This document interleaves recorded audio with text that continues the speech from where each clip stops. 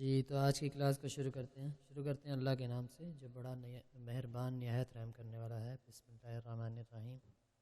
तो आज की क्लास हम शुरू करते हैं। कल की क्लास के अंदर हमने इंट्रोडक्शन देखा था और तकरीबन उसमें काफ़ी सारी चीज़ें मैंने बताई थी। एक मिनट, क्या आया है? क्रोम की एक्सटेंशन में, गूगल मीट की एक्सटेंशन में ऑटो ऐड मेंबर का ऑप्शन होगा, उसे क्लिक कर लें। अच्छा, एक मिनट में देखता हूँ अगर वाकई है पढ़ा तो।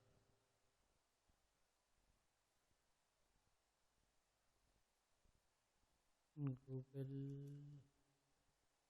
यहाँ तो नहीं है।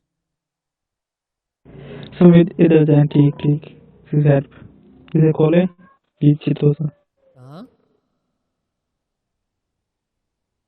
एक्सटेंशन में आके यहाँ पर।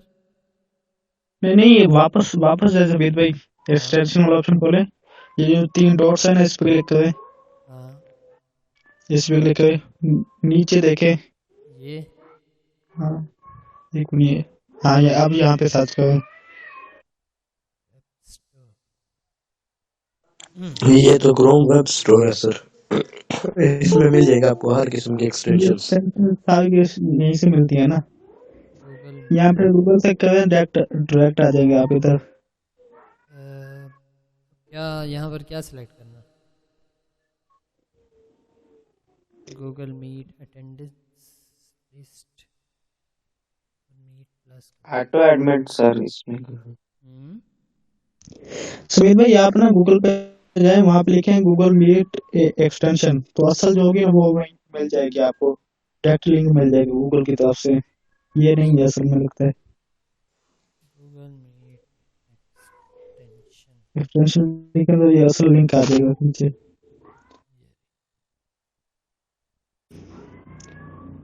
बस ठीक है, ये वाला असल है। अच्छा, इसको क्रोम में ऐड करते हैं।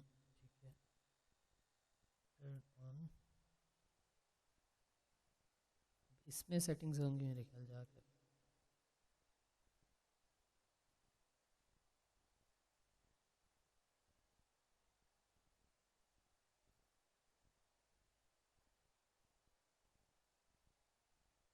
हम्म,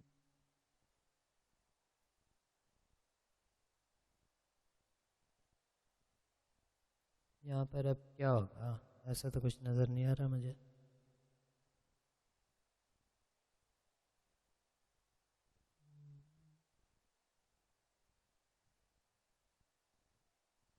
मेरे ख्याल खुद ही ज्वाइन करना पड़ेगा सब। चलिए ठीक है, आप क्लास स्टार्ट करें, ये बाद में भी देख सकते हैं। चले, मैं कराता हूँ इनसे। हाँ, तो आज की क्लास को शुरू करते हैं। काफ़ी सारे लोग आ भी गए हैं। ठीक है। सर जब एक से ज्यादा हो तो नीचे एडमिट ऑल का ऑप्शन होता है, तो आप क्लिक करिएगा। नहीं, वो तो है, लेकिन जैसे अब ये देखिए, मैं यहाँ यूँ क्लास दे रहा होता हूँ। ठीक है। और उस दौरान अगर क्या नाम है कोई ज्वाइन करता है, ये देखें जैसे किसी ने अभी ज्वाइन किया है, अब मुझे यहाँ आकर उसको एडमिट करना पड़ता है। मैं कह रहा हूँ वो ऑटोमेटिकली खुद ही ज्वाइन हो जाए। मैं ये चीज़ चाह रहा हूँ। खैर, शुरू करते हैं। आज हम देखेंगे लाइटरूम। लाइटरूम में ऑर्गेनाइजेशनल स्किल्स इस तरह काम करती हैं।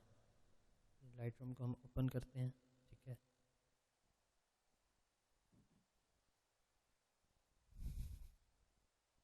खैर, सबसे पहले लाइटरूम ओपन करने के बाद आप जब भी उस पर काम करना चाहते हैं, पहले तो यहाँ से फाइल के अंदर जाकर एक न्यू कैटलॉग ले लें। उसको सर जी, ये आप सर्च करें auto admit for Google Meet. खैर, अब जिस तरह हो रही है, अल्लाह खैर करे, कल करेंगे ये चीज़। चलें ठीक। सर रिकॉर्डिंग पे लगा दिया है आपने? जी, ये हो रही है रिकॉर्डिंग। ये देखें, रिकॉर्डिंग शुरू हो चुकी है। रिकॉर्डिंग भी हो रही है, सब कुछ हो रहा है। खैर, मैं कैटलॉग की बात कर रहा था, शुरू से दिखा देता हूँ। जब भी आपने लाइटरूम के अंदर काम करना है, पहले आपने एक नया कैटलॉग लेना है। जैसे हम फ़ोटोशॉप के अंदर, इलस्ट्रेटर के अंदर हम न्यू फाइल या न्यू डॉक्यूमेंट लेते हैं ना, उसी तरह आपने यहाँ पर ये काम करना है। आपने उसी तरह यहाँ आकर न्यू कैटलॉग लेना है, ठीक है। उसके बाद आपने जहाँ भी सेव करना हो, मैं सपोज़ यहाँ पिक्चर्स में सेव कर लेता हूँ, और उस कैटलॉग का नाम ले लेना है, लाइक ऑर्गेनाइजेशनल स्किल्स, मतलब कोई भी नाम आप दे सकते हैं। जैसे अगर फ़ोटोशूट है तो फ़ोटोशूट, आउटडोर फ़ोटोशूट, और अगर मैंने मुल्तान के अंदर जैसे कोई शॉपिंग मॉल है लाइक मॉल ऑफ मुल्तान, तो वहाँ मैं उसका नाम लिख लूँ मॉल ऑफ मुल्तान फ़ोटोशूट, इस तरह करके मतलब कोई भी स्पेसिफिक नाम आप दे सकते हैं, ठीक है। तो ये लाइटरूम का इंटरफेस है, ठीक है। और लाइटरूम में एडिटिंग का जो काम होता है ना, वो ये लाइब्रेरी और डेवलप मॉड्यूल के अंदर ही होता है, स्पेसिफिकली इन दो जो टैब्स हैं इनके अंदर ही होता है, ठीक है। अब ऑर्गेनाइजेशनल स्किल जो है ना, वो बहुत ज़्यादा मैटर करती हैं एडिटिंग के अंदर, ठीक है। सबसे पहले तो आप ये जो नो फोटो सेलेक्टेड यहाँ जो लिखा हुआ है, ये जो आप वॉल टाइप देख रहे हैं, ये बिल्कुल एक किताबों की अलमारी की तरह है। अब इसके अंदर हमें लाइब्रेरी के, जो ये लाइब्रेरी है, इसके अंदर हमें जैसे किताबें ला ला कर रखनी होती है ना, उसी तरह हम यहाँ पर तस्वीरें ला ला कर ही लगाएंगे, ठीक है। अगर इसके जैसे हम अगर किसी लाइब्रेरी के अंदर अगर किताबें फेंकने लग जाएं, तो वो लाइब्रेरी कम कबाड़ खाना ज़्यादा लगेंगी। तो इसी तरह इसके दो तरीके हैं। सबसे पहले तो इंपोर्ट बटन, यहाँ पर क्लिक करके कोई भी स्पेसिफिक लोकेशन जहाँ से आपने पिक्चर लेनी है वहाँ चले जाएं। यहाँ से ये देखें, जैसे यहाँ पर ये मैंने एसपी प्रोडक्शन बनाया हुआ है अपनी एक पार्टीशन। अब यहाँ पर एक है पड़ा फाइनल पिक्स, सॉरी यहाँ ज़रा पर्सनल डाटा है, चलें ये ऑल पिक स्टार्ट है ना, अब मैंने इस फोल्डर के अंदर से लेनी है। अब ये जो रेडी है ना, इसके अंदर आकर आप ये देखें, ये जो चेक ऑल लिखा हुआ है, इससे आपके सारी जो पिक्चर्स हैं वो सिलेक्ट हो जाएंगी, ठीक है। कौन है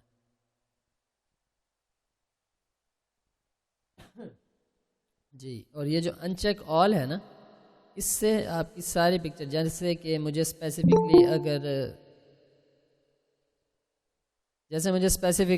ये पिक्चर चाहिए, ये पिक्चर चाहिए, ये पिक्चर चाहिए, इस तरह करके भी मैं सिलेक्ट कर सकता हूँ। और अगर मैंने इंपोर्ट करनी है तो चेक ऑल करके पूरा फोल्डर भी मैं इसके अंदर इंपोर्ट कर सकता हूँ, ठीक है। उसके अलावा यहाँ पर थंबनेल का ऑप्शन है, ठीक है, आपके सामने, इससे आप छोटा बड़ा करके भी पिक्चर्स को देख सकते हैं। और इस सब के बाद जो हमारा देसी तरीका, वही ड्रैग एंड ड्रॉप वाला, आप वो भी कर सकते हैं।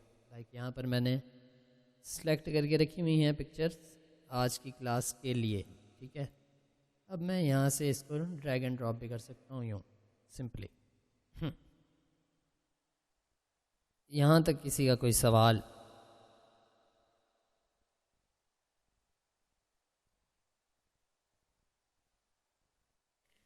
सर हम इसमें फोल्डर कैसे बनाएंगे?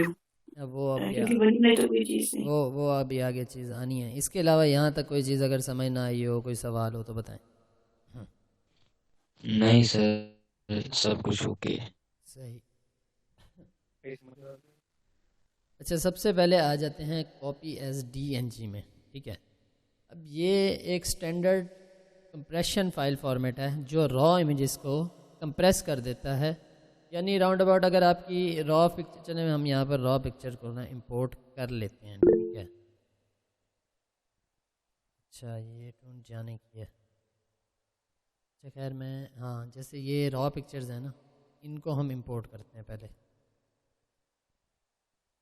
ये यहाँ पर आ गई रॉ पिक्चर्स। अब ये जो कॉपी एज DNG है ना, मैंने जैसे अभी आपको कहा कि ये एक स्टैंडर्ड कंप्रेशन फॉर्मेट है जो आपकी रॉ फाइल का जो साइज़ है उसको कंप्रेस्ड कर देता है। यानी कि अगर 45 MB की फ़ोटो है तो वो उसको एटलीस्ट 30% उसकी जो साइज़ क्वालिटी है उसको कम कर देगा विदाउट लूजिंग क्वालिटी।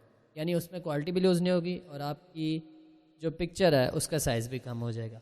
उसके बाद अगर यहाँ हम डेस्टिनेशन पे आ जाएं तो आप इसको जिस जगह सेव करना चाहते हैं उसका आप सब फोल्डर बना सकते हैं। लाइक अब मैंने यहाँ पिक्चर्स हैं तो मैंने यहाँ पर एक फ़ोल्डर बना दिया लाइक रॉ पिक्चर्स के नाम से। अब ये उसी की कॉपीज़ क्रिएट करना शुरू कर देगा कॉपी एज DNG में।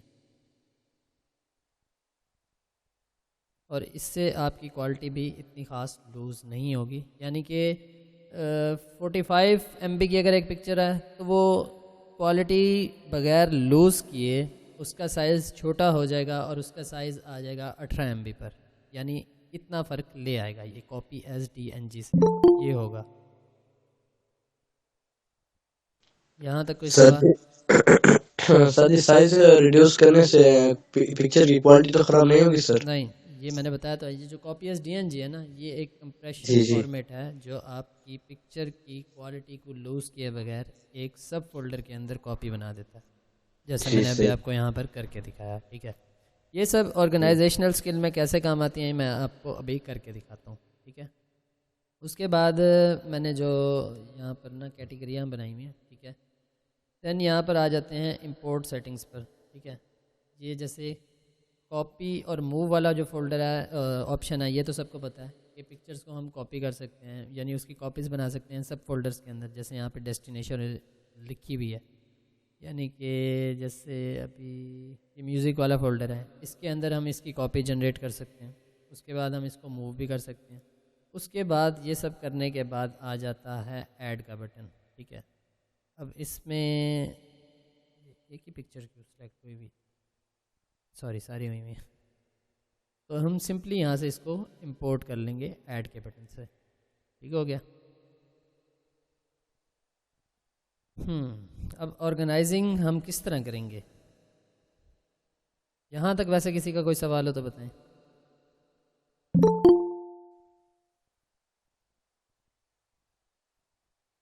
किसी का कोई सवाल हो यहाँ पर इस हवाले से तो वो पूछ सकता है।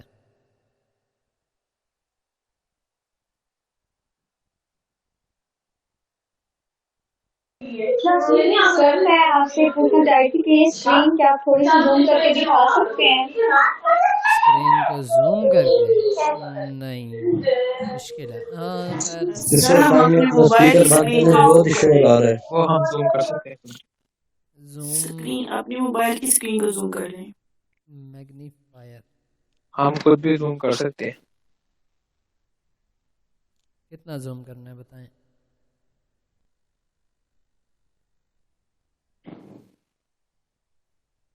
मुझे ये करना नहीं आता, मैंने कभी यूज़ नहीं किया। खैर अच्छा है, पॉइंटर को क्लिक करेंगे तो इस तरह होगा।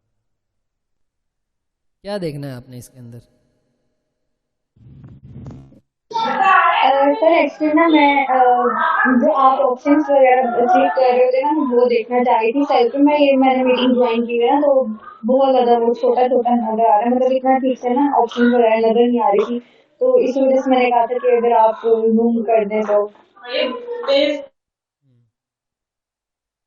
दरअसल जब रिकॉर्डिंग आपको प्रोवाइड होगी ना, उसमें आप ये सब काम कर सकते हैं। इसके अंदर तो मैं सरसरी इंट्रोडक्शन और ये चीज़ें आपको प्रैक्टिकल करके दिखा रहा हूँ। ठीक है, तो इतना इशू नहीं आएगा। बाकी अब मेरी जो स्क्रीन है वो 19 इंचज़ की है, इस वजह से लोगों ने तो इससे बड़ी भी रखी होती हैं, तो इसमें अब मैं क्या कह सकता हूँ। खैर वो पिक्चर्स हम यहाँ इंपोर्ट कर लेते हैं।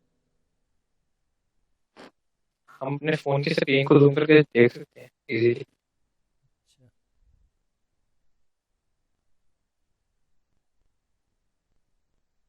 अच्छा अब हमने ये देखें दोबारा न्यू पिक्चर्स इंपोर्ट की हैं। अब ये जैसे मैंने आपको लाइब्रेरी का बताया था, अब अगर आप लाइब्रेरी में देखें तो वो जो पुरानी पिक्चर्स थी वो कहाँ गई,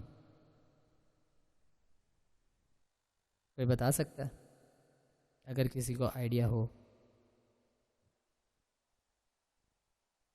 वो जो रॉ फाइल्स मैंने सर आपने फोल्डर में चली गई रॉ इमेजेस वाले। वो इसी लाइट रूम के कैटलॉग के अंदर ही होती हैं, लेकिन उसमें यहाँ आपको जाकर ऑल फोटोग्राफ्स करना पड़ेगा। ये देखें वो पिक्चर्स आपको शो होना शुरू हो जाएंगी जब हम लाइट रूम के अंदर कोई चीज़ इंपोर्ट ऑल करें। फोटोग्राफ्स का बटन कहाँ से आपने क्लिक किया है? ये एक्सपोर्ट के नीचे ये देख रहे हैं, ये प्रीवियस इंपोर्ट के अंदर वो आ जाएगा और यहाँ से आकर ऑल फोटोग्राफ्स करेंगे तो इसमें होता यूँ है। अब मैंने जैसे ये पिक्चर्स सेलेक्ट करके इसके अंदर डाली है ना, अब मैं समझ लें इस कैटलॉग के अंदर ये पिक्चर्स भी डाल लेता हूँ। ठीक है, क्योंकि अक्सर कैटलॉग वही रिज्यूम होता है जो हम, जैसे अब मैं काम करते करते लाइटरूम को बंद कर दूंगा ना, ये लाइटरूम जब मैं खोलूँगा वहीं से रिज्यूम करेगा। अब ये देखें, मैंने ये पिक्चर्स भी इसके अंदर इंपोर्ट कर ली, लेट्स सपोज, ठीक है। अब आपके सामने वो सारी पिक्चर्स गायब हो गई, लेकिन अगर हमने वो देखनी हो, ठीक है, तो उसके अंदर ये देखें, यहाँ से भी ऑप्शन है कैटलॉग के अंदर, यहाँ से आप कोई कलेक्शन, खैर ये तो देखते हैं हम, ये देखें ऑल फोटोग्राफ्स, यहाँ से भी आ जाएगा ऑप्शन और यहाँ से भी आ जाएगा नीचे से। अब ये देखें वो सारी तस्वीरें इसके अंदर मौजूद हैं। अब कल जो मैंने कैटलॉग खोला हुआ था आपके सामने, वहाँ पर कितनी तस्वीरें थी? 1100 तस्वीरें थी, लेकिन उसमें मैंने 600 तस्वीरें अलग की हुई थी, 400 बाद में इंपोर्ट की थी, 300 पहले की थी, इस तरह करके थी, लेकिन मैंने उसको ऑल फोटोग्राफ्स किया हुआ था, इसलिए वो सारी मुझे नज़र आ रही थी। तो ये फ़र्क होता है। यहाँ तक किसी का कोई सर सवाल? अगर हमने इसमें से अगर हमने किसी तस्वीर को डिलीट करना हो तो उसका ऑप्शन फिर कहाँ पर होगा? उसको सिंपली आप पिक्चर को सिलेक्ट करें, कोई फजूल सी पिक्चर यहाँ अगर हो तो मैं दिखाता हूँ। चलो मैं अपनी पिक्चर ये है, इसको यहाँ से आकर खाली डिलीट का बटन दबा के, अब डिलीट फ्रॉम डिस्क और remove from Lightroom, delete from disk अगर करेंगे तो ये जहाँ पर पिक्चर है पड़ी वहाँ से भी डिलीट हो जाएगी। तो डिलीट फ्रॉम डिस्क नहीं करना, रिमूव फ्रॉम लाइटरूम करना है, ठीक है। तो ये आपके लाइटरूम के कैटलॉग से रिमूव हो जाएगी। और उसके अलावा आपने अगर ज़्यादा पिक्चर्स क्या नाम है डिलीट करनी है तो कंट्रोल ए कर लें, ठीक है। उसके बाद इन सारों को डिलीट कर दें, वो हो जाएंगे। उसके अलावा या आपने 2-3 करनी है, एक ये होगी, कंट्रोल दबाकर फिर ये, जैसे मैंने 6 पिक्चर सेलेक्ट किए हैं, अब मैं इनको यहाँ से डिलीट कर सकता हूँ। अच्छा, अब आपने जो सवाल किया, उम्मे ज़ैनब थी आई थिंक जिन्होंने सवाल किया। जी सर।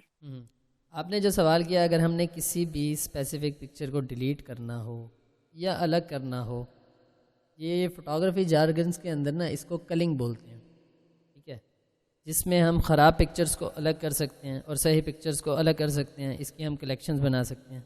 यही चीज़ जो है ना ऑर्गेनाइजेशनल स्किल के अंदर यही चीज़ होती है, और ऑर्गेनाइजिंग इसी चीज़ का नाम, ठीक हो गया। अब मैं आपको वो कर दिखाता हूँ, ठीक है। अब सबसे पहले तो हम इसको कीवर्ड कर लेते हैं। लेट्स सपोज ये ब्राइडल पिक्चर है, ठीक है, ये 4 सेम पिक्चर्स हैं। अब मैं यहाँ पर कीवर्डिंग ऐड कर दूँगा, इसका मैं कीवर्ड ऐड करूँगा यहाँ से,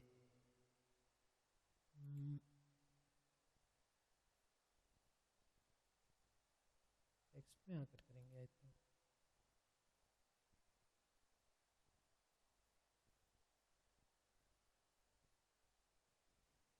सर ये पिक्चर्स सेलेक्ट करके उसके बाद कीवर्ड बनेगा?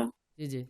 अब जैसे मैंने किसी पिक्चर को करना हो ना, जैसे ये पिक्चर, ये पिक्चर, ये पिक्चर, ये पिक्चर, ये एक ही पर्सन की पिक्चर है, ठीक है, ब्राइडल है, तो मैं यहाँ लिख दूँगा ब्राइडल रेड, ठीक है, इसके ऊपर ये कीवर्ड लग गया, ओके। अब ये मैंने फ्रेंड्स के फ़ोटोशूट किए थे, ये जो मेरा फ्रेंड है, ठीक है, इसकी पिक्चर्स मैं अलग सेलेक्ट कर लेता हूँ।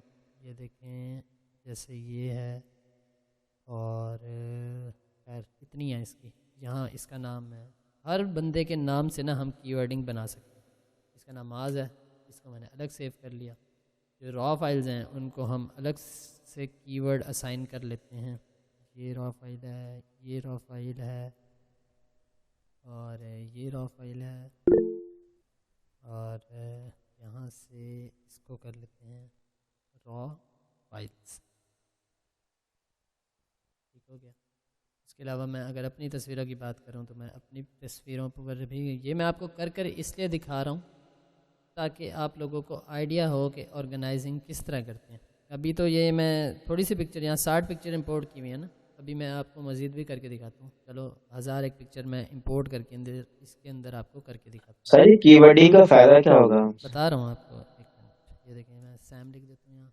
यार मैं एक मिनट ज़रा जल्दी में कर रहा हूँ, आपको पता तो लग गया मैं क्या कर रहा हूँ, ठीक है। कि इसके अंदर ये उमर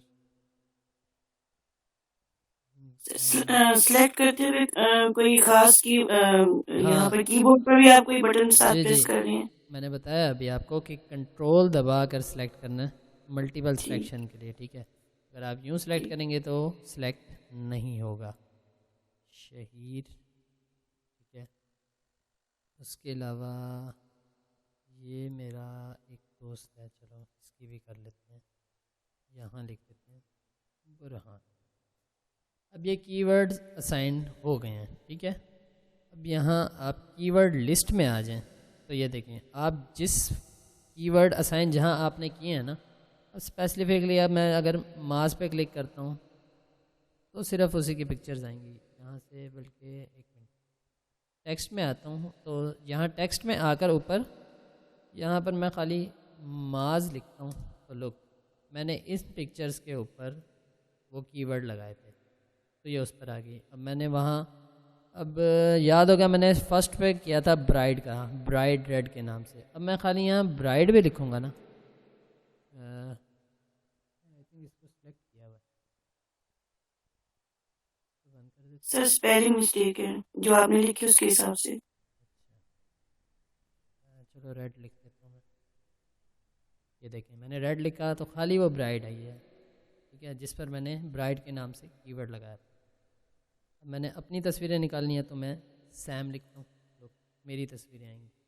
ये सब चीज़ें लाजमी होती हैं ऑर्गेनाइजेशनल स्किल के अंदर, ठीक हो गया। अब जो आप पूछ रहे थे कि इसका फ़ायदा क्या है, इसका फ़ायदा ये है कि सर्च इंजन ऑप्टिमाइजेशन SEO में भी इसका बहुत ज़्यादा यूज़ होता है और ये बहुत ज़्यादा हेल्पफुल रहती हैं SEO के अंदर, कीवर्डिंग करना। और आपकी एक तो स्पीड बढ़ती है, और किसी पिक्चर को आपने अगर ढूंढना हो, रिजेक्ट करना हो, या स्पेसिफिकली पिक्चर्स को सिलेक्ट करना हो एडिटिंग के लिए, उस बारे में भी बहुत ज़्यादा ये मदद करती है। तो यहाँ से हमने, जैसे मैंने आपको बताया था, नहीं क्विक करेक्शंस नहीं, अलग चीज़। यहाँ तक बात समझ आ गई है? आगे कोई बात है तो बताएं, कोई सवाल हो तो।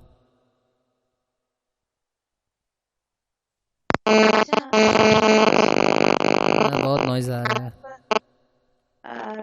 1100 आपने अगर इसके अंदर पिक्चर्स इंपोर्ट कर ली हैं और उसके साथ कोई इसके सॉफ्टवेयर में इशू तो नहीं आएगा कि ये हैवी हो जाता है या इसकी सेविंग या परफॉर्मेंस में कोई इशू आए कि आप कितनी ज़्यादा पिक्चर्स जो है वो इंपोर्ट कर रहे हैं? कल की क्लास ली थी आपने? कंप्लीट नहीं ली थी। कितनी देर की ली थी?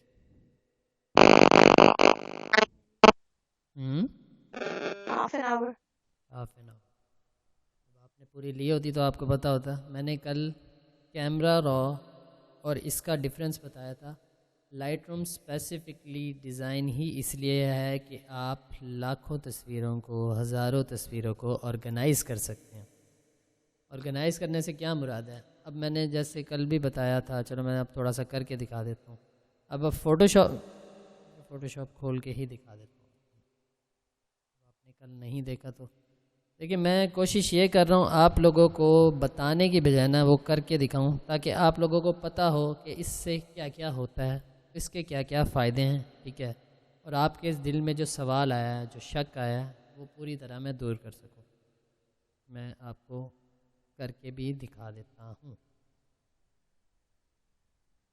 ये मैंने खोला फ़ोटोशॉप और मैं यही वाली पिक्चर जो मैंने अभी लाइटरूम के अंदर रखी हुई थी, मैं इसके अंदर ले जाता हूँ। वो कहाँ पर थी? आई थिंक एडिटिंग में थी। हाँ, ये यही वाली पिक्चर थी ना जो हम ओपन कर रहे हैं लाइटरूम के अंदर जो थी।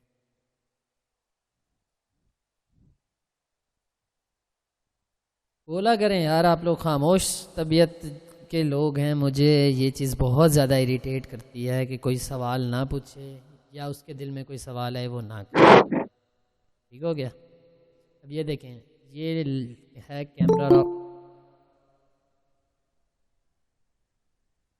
अब ये है कैमरा रॉ फिल्टर और ये है लाइटरूम। दोनों स्पेसिफिकली एक ही काम है इनका। लेकिन अब यहाँ आप देख रहे हैं कि हम एक एक तस्वीर करके इसको एडिट करेंगे, ठीक है। एक तस्वीर मैं यहाँ से एडिट करूँगा, सपोज़ मैंने कल भी करके दिखाई थी, ये मैंने कर ली एडिट, समझ लें, ठीक है, प्रीसेट बनाए हुए, ये होगी एडिट। अब इसके बाद मुझे अगर नई पिक्चर एडिट करनी है, कोई और पिक्चर एडिट करनी है, तो उसके अंदर मैं मज़ीद चीज़ें उसके बाद मैं मज़ीद फ़ाइल्स को इंपोर्ट करूँगा। दिखाता हूँ आपको। अब जैसे मुझे ये वाली पिक्चर एडिट करनी है तो मुझे अब इसको बार बार खोलना पड़ेगा और एक एक पिक्चर करके मुझे इसको एडिट करना पड़ेगा। अब लाइटरूम में भी ये काम होगा, ठीक है। अब जैसे मैंने इसको एडिट किया, फिर उसके बाद मैं आया यहाँ पर, ये पहले से एडिट हुई भी है, फिर मैंने इसको एडिट किया, फिर मैंने इसको एडिट किया, यानी मुझे इसके अंदर बार बार पिक्चर्स को इंपोर्ट करने की ज़रूरत नहीं है, ठीक है। अब ये सारे सपोज़ अगर यहाँ 61 तस्वीरें हैं तो मैंने 61 तस्वीरों को एडिट किया, उसके बाद मैंने यहाँ से आकर इनको इकट्ठा सेलेक्ट किया। अब मैं इनको इकट्ठा एक्सपोर्ट कर लूँगा, ये इसी हालत में, एडिट हुई हालत में एक्सपोर्ट हो जाएंगे। तो जो ऑर्गेनाइजिंग होती है पिक्चर्स की, वो स्पेसिफिकली लाइटरूम का मकसद ही यही है कि आप हज़ारों तस्वीरों को ऑर्गेनाइज कर सकते हैं। अब कोई सवाल? सर एक्सपोर्ट होके कहाँ जाएंगी ये सारी? एक्सपोर्ट होकर आती हैं डेस्कटॉप के ऊपर। यहाँ पर एक्सपोर्ट, यहाँ पर अनटाइटल्ड एक्सपोर्ट के नाम से बनता है फ़ोल्डर। ये देखें, जितनी भी तस्वीरें आती हैं वो यहाँ आती हैं एक्सपोर्ट होकर। चलिए मैं कोई पिक्चर आपको एक्सपोर्ट करके भी दिखा देता हूँ। स्पेसिफिक जैसे ये पिक्चर है, Ctrl+Shift+E एक्सपोर्ट कर लेते हैं। ये देखें, बल्कि चलो ये अच्छा हो गया, सारी पिक्चर सेलेक्ट नहीं। अब ये देखें, ये 35 पिक्चर्स जो हैं पड़ी, ये एक्सपोर्ट हो रही हैं। आपको मैं जूम करके दिखा देता हूँ। थोड़ा स्लो होने लग गया कंप्यूटर, सॉरी। ये देखें 35 पिक्चर्स एक्सपोर्ट हो रही हैं। यानी अब मैंने उनको, अब वो बेशक एडिट हुई हुई हालत में नहीं जा रही, लेकिन सपोज़ मैंने उनको एडिट किया होता, अब वो एडिट हुई हुई हालत के अंदर एक्सपोर्ट होती हैं इकट्ठी। 35 पिक्चर्स हैं। अब यहाँ पर 35 की जगह 10,000 पिक्चर्स भी हो सकती हैं, 1000 भी हो सकती हैं, और आपके सामने। अब मैं फ़ोटोशॉप में ये काम करने बैठ जाऊँ ना, अब ये काम समझ लें 1 मिनट के अंदर ये एक्सपोर्ट कर रहा है। फ़ोटोशॉप के अंदर 35 पिक्चर मुझे एक्सपोर्ट करने में कम से कम भी 20 मिनट लगेंगे। यानी पहले उसको ओपन करना, फिर उसके बाद उसको एडिट करना, फिर मैंने उसको ओके करके फ़ोटोशॉप के अंदर लाना कैमरा रॉ से, फिर मैंने उसको सेव करना, फिर सेविंग में जो टाइम लेगा वो अलग चीज़ है। वो भी अब एक एक पिक्चर करके मुझे ये करना पड़ेगा। अब ये तो मैंने आपको प्रीसेट करके दिखाया है। सपोज़ एक और प्रैक्टिकल मैं आपको करके दिखा देता हूँ। ये देखें, अब ये 35 पिक्चर एक्सपोर्ट होकर यहीं पर आ गई। ये देख रहे हैं, ये सारी पिक्चर वही हैं जो एक्सपोर्ट हुई हैं वहाँ से। अनटाइटल्ड एक्सपोर्ट के अंदर ही आई हैं ये सारी पिक्चर डेस्कटॉप के ऊपर। अब फ़ोटोशॉप है, मैंने अभी तो आपको प्रीसेट लगा कर दिखाया है। सपोज़ अब मैं यहाँ से आया, Ctrl+Shift+A करके मैं कैमरा रॉ फ़िल्टर खोलता हूँ। प्रीसेट सपोज़ मैंने नहीं लगाया, अब मैं यहाँ से आके इसको छेड़ूँगा, इसको एडिट करूँगा, वैल्यूज़ देखूँगा, 1000 चीज़ें करूँगा, फिर जाके मैं इसको ओके करूँगा। उसके बाद अब ये फ़ोटोशॉप में जाएगी, ठीक है। फिर मैं इसको यहाँ से सेव करूँगा, देख रहे हैं।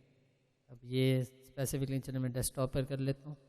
अब मैं इसका कोई नाम दूंगा, फिर यूँ करूँगा, फिर मैं एंटर करूँगा, फिर जाकर ये एक पिक्चर सेव होगी। अब जितनी देर में ये एक पिक्चर सेव हुई है ना, वहाँ कम से कम 10 हो गई होंगी, आराम से हो गई होंगी। ये फ़र्क है लाइटरूम का और फोटोशॉप के कैमरा रॉ का। वरना ये कैमरा रॉ फ़िल्टर और लाइटरूम, इन दोनों में कोई फ़र्क नहीं है, एक ही चीज़ है दोनों। यहाँ कोई शक, कोई शुबा तो बताएं, वो भी दूर कर देते हैं आपका। सर जी मेरा एक सवाल था। जी सर जी, जो हम लाइट रूम में प्रीसेट बनाते हैं जी वो हम अडोब फोटोशॉप में भी यूज़ कर सकते हैं? जी देखिए मैंने बनाया और किसी मतलब अडोब प्रीमियर प्रो में भी और आफ्टर इफेक्ट में भी? नहीं, एडोब प्रीमियर प्रो में नहीं करता। एडोब प्रीमियर प्रो के अंदर प्रीसेट नहीं होते। एडोब प्रीमियर प्रो के अंदर लट्स होती हैं, वो जो होती हैं उसको लट्स कहते हैं, वो बनती हैं फ़ोटोशॉप से। खैर उसका तरीका भी मैं बताऊंगा। अब ये देखें, ये एक प्रीसेट है ना, ठीक है। अब ये प्रीसेट जब मैं लाइटरूम के अंदर सेव करूँगा ना, ये ऑटोमेटिकली ही, क्योंकि जैसे मैंने आपको बताया कैमरा रॉ फ़िल्टर और लाइटरूम एक ही चीज़ है, वो ऑटोमेटिकली कैमरा रॉ फ़िल्टर के अंदर खुद ब खुद आ जाएगा। ये देखें, अब मैं प्रीसेट में जाता हूँ, ये देखें ये सारे वही प्रीसेट हैं यहाँ पर आए हुए, ये ऑटोमेटिकली उसके अंदर आ जाते हैं, ठीक है। प्रीसेट पर कभी डिपेंड ना रहिएगा जब तक आपका काम अच्छा नहीं हो जाता, ठीक है, जब तक आप एक्सपर्ट नहीं बन जाते, वरना आप प्रीसेट पर ही रह जाएंगे। मेरे में आजकल ये गंदी आदत आई हुई है कि मैं प्रीसेट को ज़्यादा प्रेफर कर रहा होता हूँ टाइम बचाने के चक्कर में। लेकिन मेरा एक्सपीरियंस भी फिर उस हिसाब से है। अब मैं यहाँ की लाइटिंग को पहचानता हूँ, देखें मुझे पता है यहाँ पर कौन सी पिक्चर और कौन सा प्रीसेट अच्छा लगेगा। मैंने उस हिसाब से लाइटिंग के मैंने प्रीसेट बना कर रखे हुए हैं। मुझे पता है येलो लाइट का कौन सा प्रीसेट है, ब्लू लाइट का कौन सा है, तो मैंने उस हिसाब से फिर प्रीसेट बनाए हुए हैं। इसलिए मैं एक क्लिक के अंदर ये देखिए मैं एडिट कर लेता हूँ, मुझे इतना कोई इशू नहीं आता।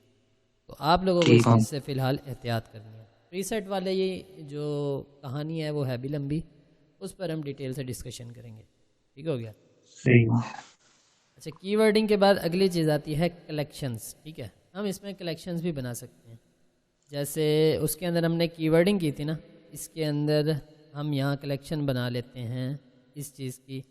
ये मैंने एक ही लोकेशन पर की थी और कहाँ से, यानी ये जो पिक्चर्स मैंने खींची थी ये एक ही लोकेशन पर खींची थी। अब मैं इसकी क्विक कलेक्शंस भी बना सकता हूँ यहाँ से प्लस।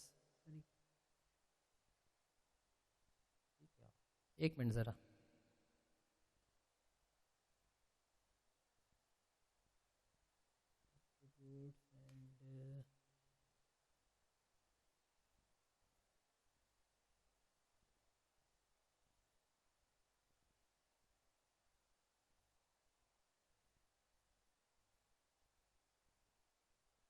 सॉरी ये रहा कलेक्शन का पैनल। वही मैं कहूँ, मैं वो असल में सामने यहाँ लिखा हुआ आ रहा था, मैं उसमें कंफ्यूज हो गया कैटलॉग के अंदर।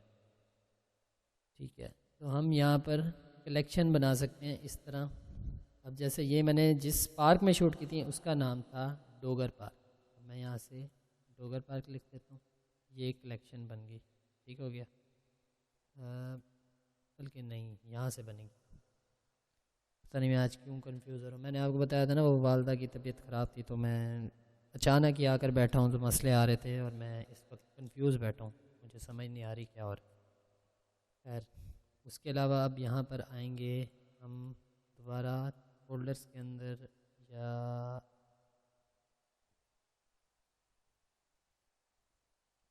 ऑल फोटोग्राफ्स के अंदर।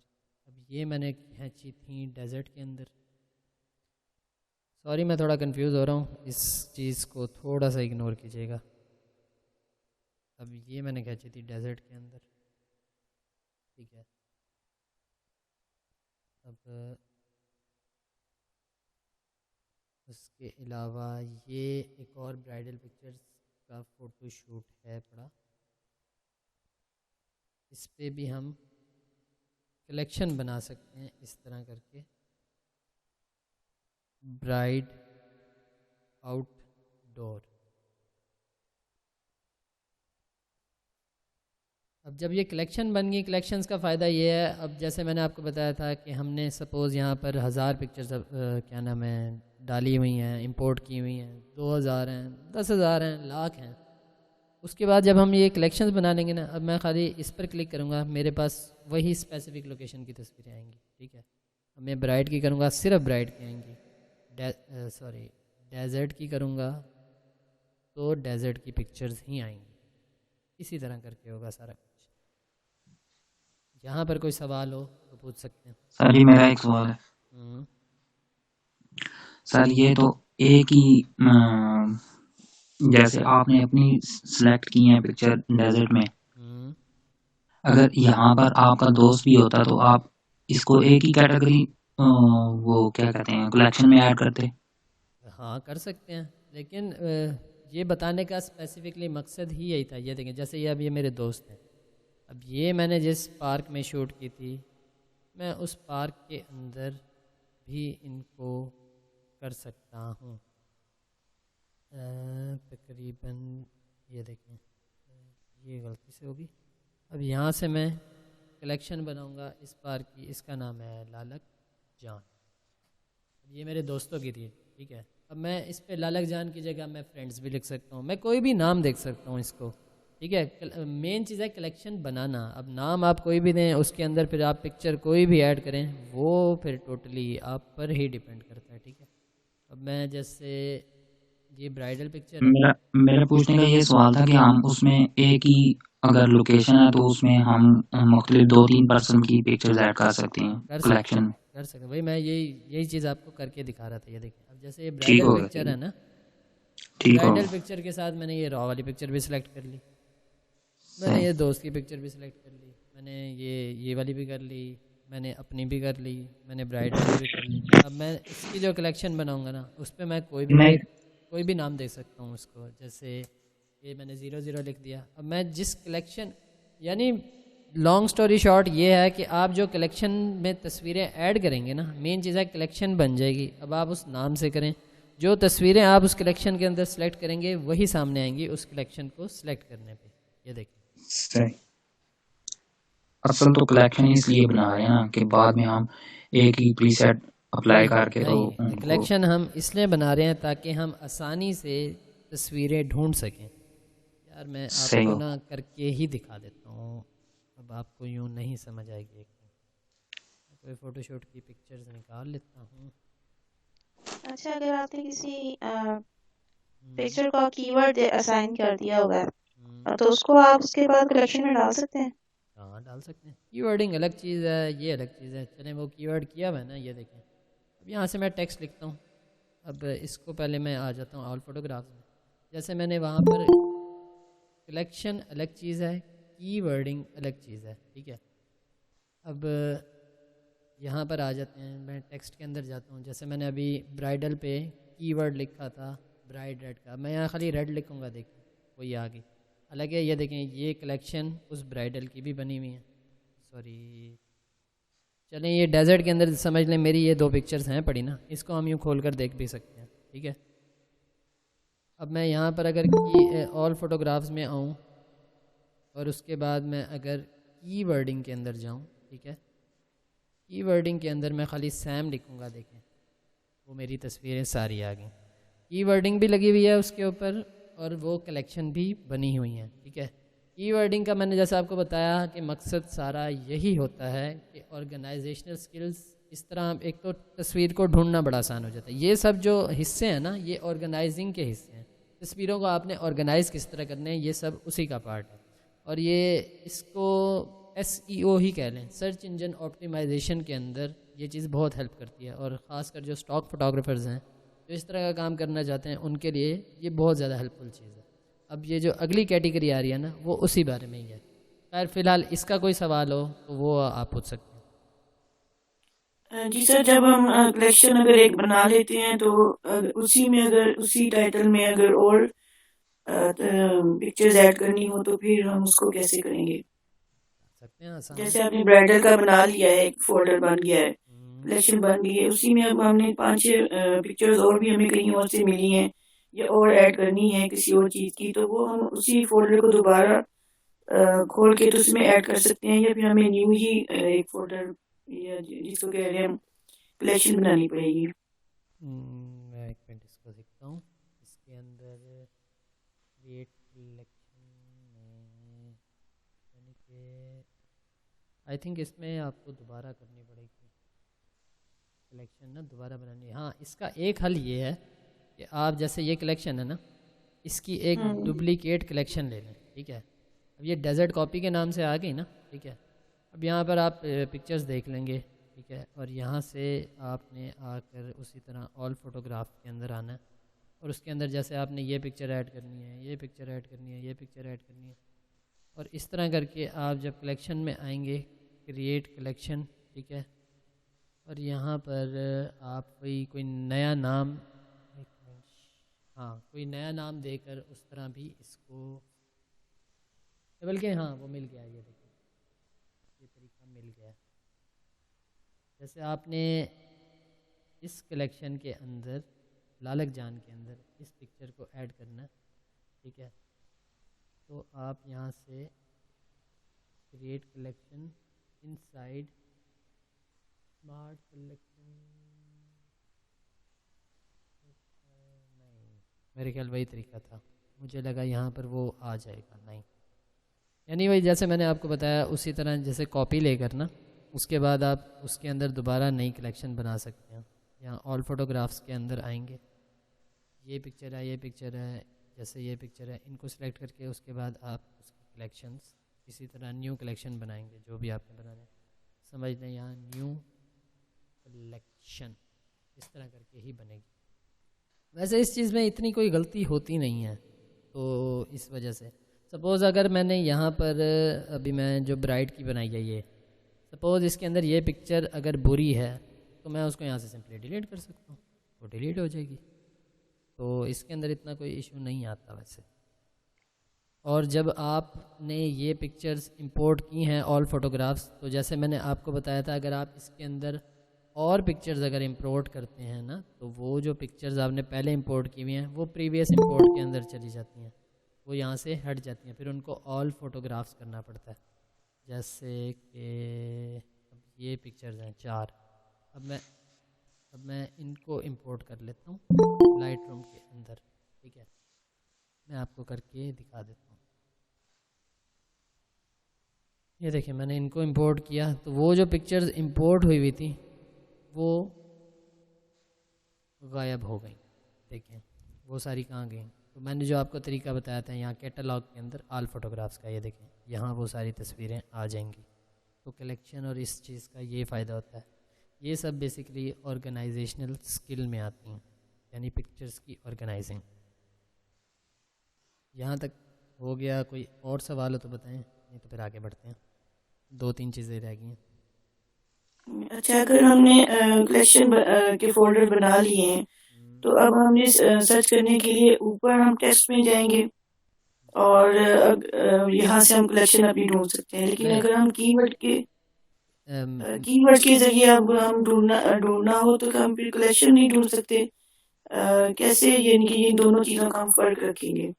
जब आपने कीवर्डिंग वाली तस्वीर ढूंढनी है तो आपने यहाँ आना है टेक्स्ट के अंदर। यहाँ ये जो सर्च का ऑप्शन नज़र आ रहा है ना, यहाँ पर आके आपने वो कीवर्ड जो आपने लगाया है वो सर्च करना है। मैंने रेड लिखना है, ये देखें उसने आ जाना। जब आपने कलेक्शन ढूंढनी है तो यहाँ पर कलेक्शन का पैनल आ रहा है, ये देखें जो आपने कलेक्शंस बनाई है उसके ये फोल्डर आ रहे हैं, ये देखें 000 ब्राइड आउटडोर डेजर्ट। जब आप यहाँ से क्रिएट कलेक्शन करते हैं ना, ये देखिए जब आप यहाँ क्रिएट करेंगे, चले मैं आपको करके भी दिखा देता हूँ। ऑल फोटोग्राफ्स में आकर अच्छा हाँ, ये देखें जब आपने कोई प्रीव्यू देखना हो ना, ठीक है, ये इसके ऊपर आप क्लिक कर सकते हैं और यहाँ से इसका बिफ़ोर आफ्टर आएगा। फिर ये एक अलग चीज़ है, इस बारे में भी मैं आपको बताऊंगा आगे जाकर। और ये लाइब्रेरी जो यानी सारी तस्वीरें हैं उनको देखने का तरीका है। अब ये जैसे 4 पिक्चर्स मैंने कलेक्शन इसकी क्रिएट कलेक्शन बनाता हूँ यहाँ से, ठीक है, क्रिएट कर ली। अब यहाँ देखें ये खाली कलेक्शन वाला फ़ोल्डर यहाँ पर आ गया कलेक्शन के नाम से, ये देख रहे हैं यहाँ पर आएगा कलेक्शन वाला फ़ोल्डर। हो गया कंसेप्ट क्लियर या मज़ीद करके दिखाऊं? नहीं सर, इसका कंसेप्ट तो क्लियर हो गया है कि कलेक्शन में जो है हम तस्वीरों के फोल्डर्स बना रहे हैं। असल में शायद मैं ये क्लियर नहीं कर पा रही हूँ कि हमें फिर कीवर्ड वाला जो फोल्डर है या उसका जो ऑप्शन है वो हम फिर अलग से क्यों इस्तेमाल करें जब हमारे पास कलेक्शन का पूरा एक सिस्टम मौजूद है। कलेक्शन अलग चीज़ है, कीवर्ड्स अलग चीज़ है। कीवर्ड का मकसद ये है कि जैसे मैंने इसके ऊपर कीवर्ड लगाया हुआ है, ठीक है, मैं आपको दिखाता हूँ। अभी मैंने ऑल फोटोग्राफ्स में गया, जैसे मैंने यहाँ पर कीवर्ड लगाया हुआ था रेड ब्राइट का, ठीक है। अगर हम कलेक्शन नहीं बनाते हैं, हम सिर्फ कीवर्ड को यूज कर रहे हैं, तो फिर हमारे यानी कि हमें अपनी तस्वीरें ढूंढने में या फोल्डर जो है निकालने में भी ज्यादा बेहतर होगा, या फिर हमें कलेक्शन लाजमी बनानी पड़ेगी फोल्डर वो वहाँ पर भी। दोनों में देखें, कलेक्शन बनाना और कीवर्ड बनाना जो है ना, एक तो ज़रूरी कुछ भी नहीं है काम इसके अंदर, ठीक है। ऑर्गेनाइजिंग मैं वही आपको एंड में वो चीज़ करके दिखाने वाला था अभी। अब जैसे ये मैंने रेड ब्राइड लिखा है ना, अब रेड ब्राइड की जैसे यहाँ 4 तस्वीरें सिलेक्ट हैं, हो सकता है यहाँ 500 होती हैं। अब 500 में से अगर हम सिलेक्ट कर रहे हैं, सिलेक्शन के दौरान अब तेज़ यूँ कर रहे हैं और उसमें अगर कोई चीज़ मिस हो जाती है, एक तो वो चीज़ कीवर्डिंग का एक तो ये होता है। और उसके अलावा जो कलेक्शन होती है ना, कलेक्शन आपको ये बताती है। अब यहाँ इसमें जो हमने कीवर्ड लगाया हुआ है, सपोज़ यहाँ पर अगर 10,000 पिक्चर्स हैं, मैंने 1000 पिक्चर्स के ऊपर रेड का कीवर्ड लगाया हुआ है। और कलेक्शन जो होती है मैंने लोकेशन के हिसाब से उसको सेव किया हुआ है, यानी मैं सिंपली इस कलेक्शन में आऊँगा, मुझे वो पिक्चर्स मिल जाएंगी जो मैंने उस लोकेशन पे शूट की हैं। तो सही ये है, यानी कि अगर हम कलेक्शन बना लेते हैं, हमने एक पूरी वेडिंग की पिक्चर्स ले ली हैं, ठीक है, उसमें से हम कुछ ले लेते हैं कि स्टेज की हैं, कुछ ले लेते हैं कि वो साइड पे खड़े हुए कुछ लोगों की हैं, कुछ इस तरह की हैं, उसके हम सेलेक्ट करके उसके हम कीवर्ड्स बना लेते हैं, तो हम वो 700-800 या 500 पिक्चर्स का जो कलेक्शन है उसमें से हम कीवर्ड्स के जरिए उन तस्वीरों को निकाल सकते हैं। जी ऐसा ही क्या है। मैं सही समझी हूँ? जी जी बिल्कुल ऐसा ही है, सही समझे आप, ठीक हो गया। अच्छा, मेरा यहाँ पर एक क्वेश्चन है। वो ये है कि ठीक है, आपने ये जो कलेक्शंस बनाने का आपने तरीका बता दिए, कलेक्शन को सर्च कैसे करेंगे? हमारे पास 500 प्लस एल्बम्स हो गई हैं, हमने इकट्ठा एक बना लिया है, बल्क है हमारे पास, कलेक्शन सर्च कैसे करेंगे? यहाँ पर ये देख रहे हैं कलेक्शंस के अंदर फ़िल्टर कलेक्शन, यहाँ पर भी सर्च का ऑप्शन है पड़ा। अब यहाँ मैं डेजर्ट लिखता हूँ, ये देखिए ये आ गई यहाँ पर, ठीक हो गया। ठीक है, आई थिंक वो जो दूसरी आई थिंक खातून पूछ रही थी, वो ये जानना चाह रही थी कि आप सर्च कैसे करेंगे, कलेक्शन को सर्च कैसे करेंगे और कीवर्ड को सर्च कैसे करेंगे, वो दोनों अलग अलग पूछना चाह रही थी। फिर नहीं नहीं, उन्होंने कलेक्शन की तो ये सर्चिंग नजर आ रही है। मैं जो पूछना चाह रही थी वो मैंने सर्च ने उसको कंफर्म कर दी है। ठीक हो गया। अच्छा जी, इसके बाद जो सेकंड लास्ट थिंग है इसके अंदर वो होता है मेटा डेटा। अब कोई बता सकता है मेटा डेटा क्या होता है? ये सर ये एसईओ के लिए यूज होता है। उसके अलावा रॉ डाटा बोलते हैं सर। ग्राफिक डिज़ाइनर है यहाँ कोई इस टाइम जो क्लास के अंदर मौजूद हो? सर ही हैं एक तो। नहीं सर, कोई भी नहीं है। अच्छा हिना मुख्तार हैं जी। अच्छा, मैं क्लास के दौरान मैसेजेस को रीड नहीं करता तो अपनी आवाज़ में बोला करें। ये बात मैं शुरू की क्लास से बता रहा हूँ कि आप लोग जब तक नहीं बोलेंगे आप लोगों को बोलना नहीं आएगा। अगर आप नहीं बोल रहे तो अपना नुकसान कर रहे हैं। अब मुझे आपका जो जवाब है नहीं पहुँचा, देखिए आपके सामने, ठीक हो गया।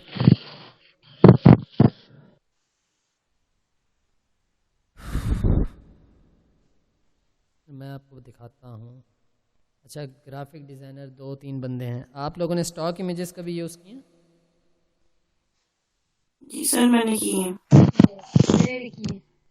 जी सर। कौन कौन बैठा है स्टॉक जरा इमेज नज़र तो मार। सर मैंने भी किए हैं स्टॉक इमेज, जिनके ऊपर स्टॉक लिखा हुआ शो होता है सर। ये ज्यादातर फ्री पिक पर भी अवेलेबल होते हैं और ये पिक्सल बे वगैरह पर भी सर, इन वेबसाइट्स पर। आप उन्हीं पिक्चर्स की बात कर रहे हैं सर? स्टॉक इमेजेस वो होती हैं जिनका लाइसेंस ज़ीरो होता है।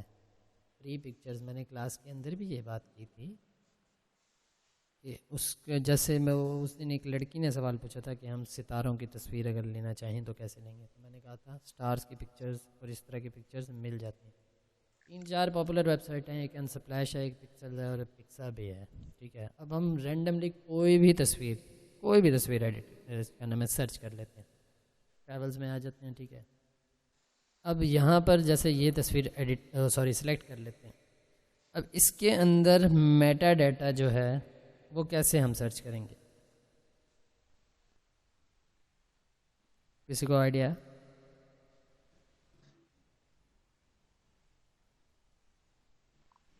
सर मेटा डाटा होता क्या है? यही बात। यहाँ इन्फो में अगर आए हम, ठीक हो गया, इन्फो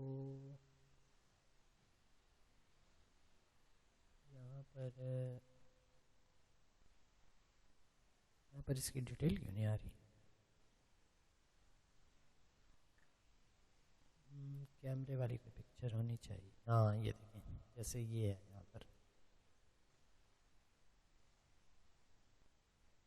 यहाँ भी नहीं आ रही है, अजीब बात है। सोनी, हाँ ये आ रही, सॉरी, यहाँ पर लिखा हुआ। अरे एक मिनट, वो पिक्सल पर ना ज़्यादा बेहतर तौर पर डिटेल से आ रही होती है, पिक्सल से निकालते हैं। यहाँ भी लिखी हुई आई है लेकिन ये कम है, ये देखें, ठीक है। हम पिक्सल्स पर चले जाते हैं। अब यहाँ भी मैं सपोज फ्लावर्स सर्च कर लेते हैं। ठीक हो गया।